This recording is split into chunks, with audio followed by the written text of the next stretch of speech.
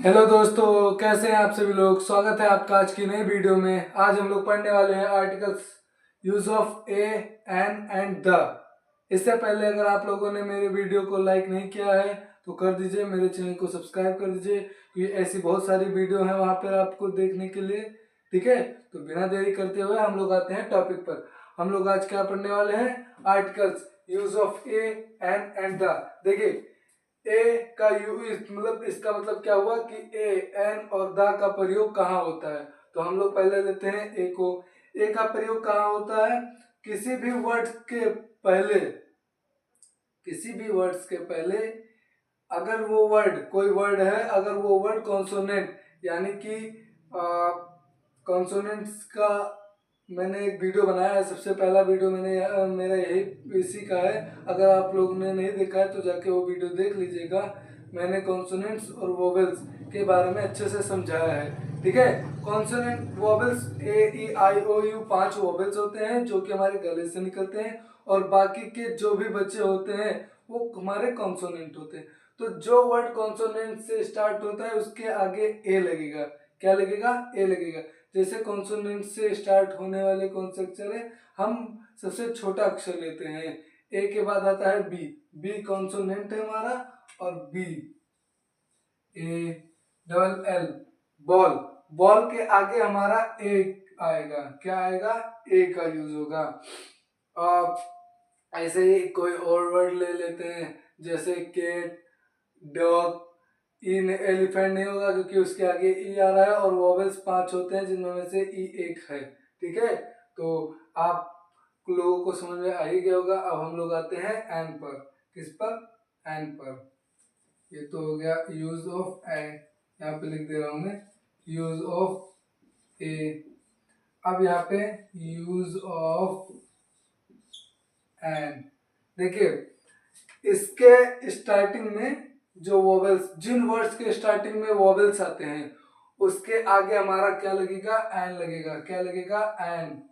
और जिनके आगे कॉन्सोनेंट आते हैं उनके आगे ए लगेगा। जैसे एप्पल, एप्पल के आगे एन एप्पल, ये हो जाएगा an A double P L A, an apple. Umbrella ले लेते हैं, U M A R, umbrella. इसके इसके आगे भी एन लगेगा। आई थिंक आप लोगों को ये दोनों टॉपिक अच्छे से समझ में आ गए होंगे। ए और एन वाला कॉन्सेप्ट क्लियर हो गया? क्लियर हो गया? एक बार मैं फिर से बता दे रहा हूँ। देखिए, क्या बताया कि यूज ऑफ ए। ए का यूज कहाँ पे होता है? ए का प्रयोग कहाँ पे होता है?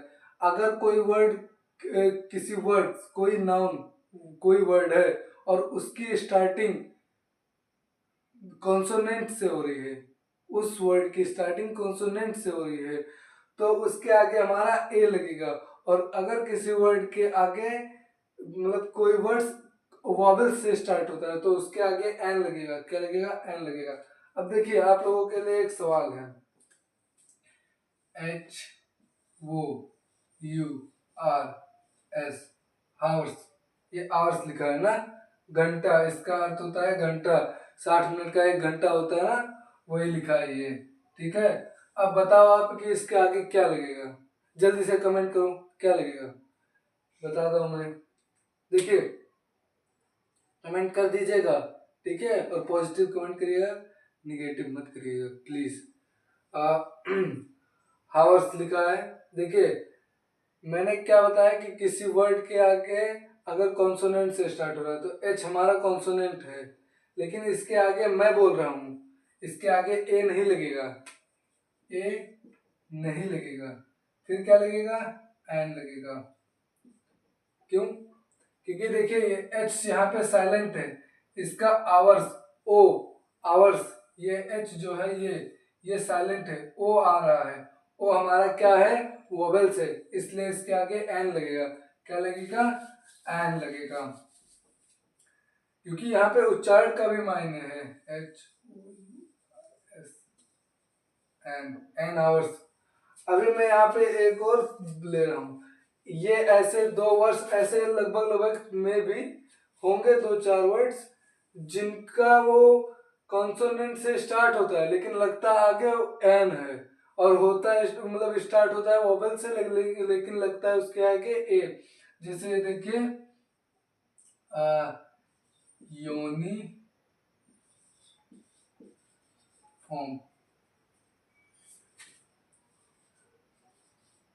यूनिफॉर्म ड्रेस, स्कूल का यूनिफॉर्म, इसके आगे ए लगेगा। क्यों? क्योंकि ये जो हम लोग यूनिफॉर्म नहीं कहते, यू नहीं बोलते, यूनिफॉर्म होता है। इसका उच्चारण अगर हम लोग करेंगे तो वो होगा यूनिफॉर्म, यूनिफॉर्म नहीं होता है। ठीक है, तो इसलिए इसके आगे ए लगेगा, क्योंकि वाई डबल ओ, इसका उच्चारण करने पर Y double O, uniform, uniform इसका असली सही उच्चारण है, मैंने लिख दिया है, लेकिन इसका सही उच्चारण यही है, यूनिफॉर्म, ना कि यूनिफॉर्म। ठीक है, तो इसलिए इसके आगे ए लगेगा, और इसके आगे एन इसलिए लगेगा क्योंकि ये जो एच है ये साइलेंट है, ओ से स्टार्ट हो रहा है इसलिए। तो उम्मीद है आप लोगों का ये कॉन्सेप्ट क्लियर हो गया होगा। ठीक है, मैं मिटा देता हूँ। ऐसे अगर कोई वर्ड मिल रहे हैं, अगर कोई कह रहा है कि इसके आगे एन लगेगा, तो सबसे पहले उस वर्ड को पढ़िए एक बार, उसका उच्चारण निकालिए, उच्चारण बोलिए, मतलब निकालिए गले से। अगर आपको लग रहा है तो हो सकता है, क्योंकि ऐसा नहीं है आप अड़ जाइए कि मतलब नहीं, अगर इसके आगे ये कॉन्सोनेंट से स्टार्ट है तो इसके आगे एन ए ही लगेगा, नहीं, ऐसा नहीं होता है। ठीक है, इसीलिए मैंने आप लोगों को बता दिया है, ध्यान रखिएगा। अब हम लोग आते हैं use of the, use of the, use of the का प्रयोग कहाँ होता है? द का प्रयोग किसी पर्टिकुलर प्लेस पर होता है, पर्टिकुलर प्लेस के लिए, प्लेस के लिए होता है। जैसे द गंगा, द यमुना किसी नदी के बारे में, या जैसे हो गया द न्यूज़पेपर किसी अखबार के बारे में, न्यूज़पेपर मतलब किसी ऑब्जेक्ट के लिए, कोई एकदम पर्टिकुलर ऑब्जेक्ट, जैसे ये है बोर्ड, तो द बोर्ड किसी पर्टिकुलर ऑब्जेक्ट के लिए द का प्रयोग होता है। जैसे द मार्कर, द बॉडी, इस किसी भी पर्टिकुलर एक के लिए द का प्रयोग होता होगा ऑब्जेक्ट के लिए। अब यहाँ पे और ए और एन में क्या था, वो अलग कॉन्सेप्ट था वोवेल्स कॉन्सोनेंट का, लेकिन ये द का क्या है कि किसी पर्टिकुलर ऑब्जेक्ट के लिए द का प्रयोग होता होगा। ठीक है, जैसे द गंगा हो गया, द न्यूज़पेपर हो गया, किसी पर्टिकुलर एनिमल्स के लिए, जैसे द टाइगर, द लायन, ऐसे ही है। ठीक है, तो क्या होता है, ए का प्रयोग कहाँ पे होता है? ए का प्रयोग किसी भी मतलब जो है कोई वर्ड है उसकी स्टार्टिंग अगर ए से हो, मतलब कॉन्सोनेंट से हो रही है, तो उसके आगे ए लगेगा, और अगर किसी वर्ड की स्टार्टिंग वोवेल से हो रही है तो उसके आगे एन लगेगा, और अगर कोई पर्टिकुलर ऑब्जेक्ट है तो उसके आगे द का प्रयोग होगा। ठीक है, मैंने दो ऐसे वर्ड बताए, लेकिन हाँ, वोवेल्स और कॉन्सोनेंट से स्टार्टिंग से नहीं होता है, उस वर्ड का उच्चारण निकाल के, अगर आप उच्चारण निकालने के बाद आपको लग रहा है कि हाँ ये है कॉन्सोनेंट से स्टार्ट, तब तो ठीक है, नहीं तो अगर आपको लग रहा है कि वो नहीं वोवेल से स्टार्ट है तो उसके आगे एन लगेगा। इसीलिए मैंने आपको दो एग्जांपल्स दे दिए हैं, आवर्स और यूनिफॉर्म का। ठीक है, उम्मीद है आपको ये वीडियो पसंद आई होगी। अगर पसंद आई है तो लाइक कर दीजिए, शेयर कर दीजिए, कमेंट कर दीजिए, और अगर मेरे वीडियो को अभी भी मतलब मेरे चैनल को भी आप लोगों ने सब्सक्राइब नहीं किया है तो प्लीज़ जाके मेरे चैनल को सब्सक्राइब कर दीजिए। मिलते हैं अगली वीडियो में, तब तक के लिए बने रहिए मेरे साथ। Thank you.